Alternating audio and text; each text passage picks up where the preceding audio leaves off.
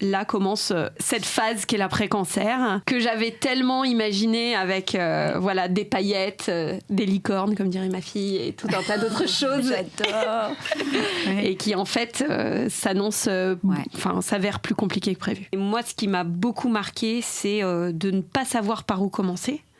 Vraiment, j'avais ce côté-là de... Déjà, je me sentais complètement ingrate, un peu de pas aller bien, alors que j'étais censée être celle qui allait bien. J'avais dans mon entourage des personnes qui étaient encore en traitement et qui du coup disaient, si on devait caricaturer, t'as un peu un problème de riche, quoi, d'aller mal en rémission. Bah, tu sais quand même que c'est 65% des personnes qui rapportent que c'est plus difficile après. Hein, donc, mais bien sûr, et ce chiffre-là, d'ailleurs, je l'ai appris sur un de tes podcasts à toi. Donc, tu vois, la boucle est bouclée.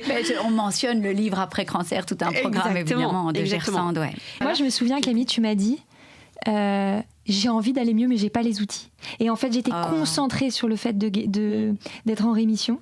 Et maintenant, je sais plus du tout sur quoi mettre mes forces. Et d'ailleurs, j'ai plus de force.